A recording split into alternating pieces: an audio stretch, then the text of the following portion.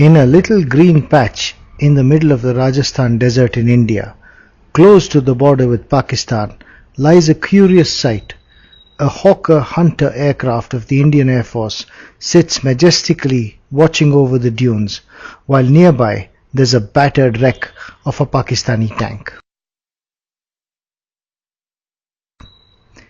These are part of a memorial of the Battle of Longewala, in which the intrepid fighters of the Indian Air Force defeated a massive Pakistani tank thrust using air power alone in a unique feat that was not repeated until nearly 30 years later in the First Gulf War.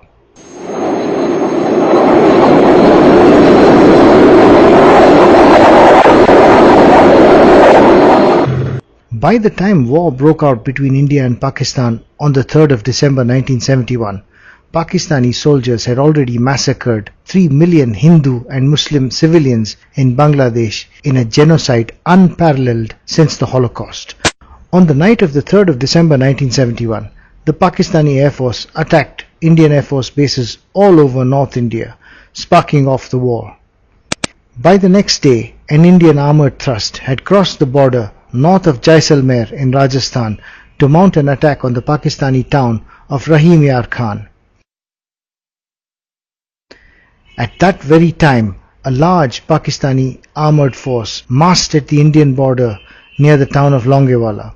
With the Indian armour 1.5 days away, the Pakistani armour was in a position to capture Longewala by dawn, overrun Ramgarh, and capture the city of Jaisalmer by dusk. This Pakistani force consisted of 2,000 men supported by 65 battle tanks with field guns, anti-aircraft guns and 138 vehicles. And all that stood opposing them were Major Chandpuri of the Indian Army and 120 men. With the Indian Army force being hopelessly outnumbered, a call went out to the Indian Air Force based in Jaisalmer for help.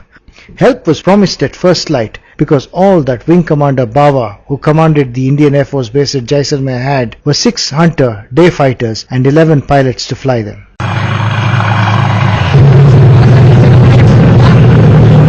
All through the night of the 4th of December, Major Chandpuri's men heard the noises of Pakistani tanks amassing. As they crossed the border, the outnumbered Indian contingent opened fire with all they had, which was not much, just a single recoilless rifle and small arms. And the Pakistanis, believing that they were facing a large defending force, halted for the night.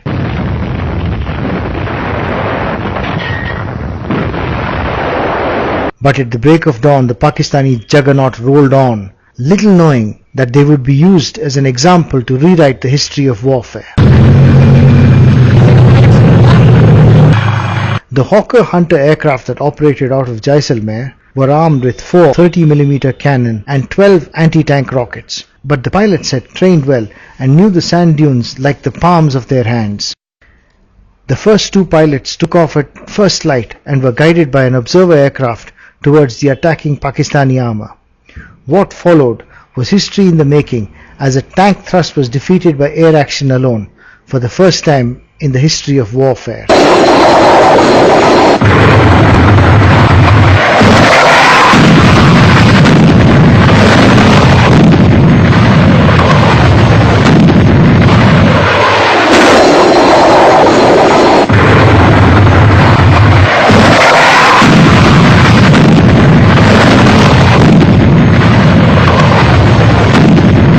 In one such attack, young Flight Lieutenant Suresh was fired at by a tank main gun. The shell exploded under his aircraft and he lost control. His aircraft brushed a sand dune and lost part of its tailpipe. Stricken, the aircraft struggled to stay in the air, but Suresh managed to make it back to base, guided by Sherwin Tully in the Hunter accompanying him.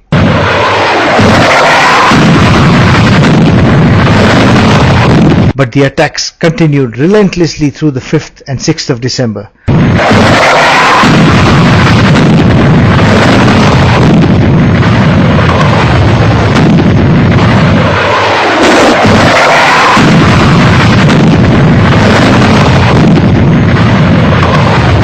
The Pakistani tanks, exposed like plucked chickens, made desperate weaving maneuvers in the sand, creating a track pattern that was caught in a historic photograph like spaghetti in the sand.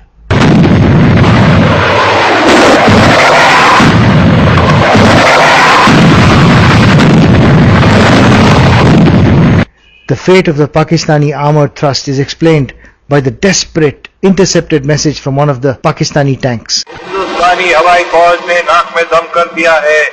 एक हवाई जहाज जाता है और दूसरा आता है और 30-30 मिनट ऊपर नाचता है। 40% फौज और सामान हलक और तबाह हो चुका है। आगे जाना तो क्या पीछे मुड़ना भी मुश्किल हो गया है। जल्दी हवाई फौज मदद के लिए भेजो वरना वापस मुड़ना नामुमकिन है।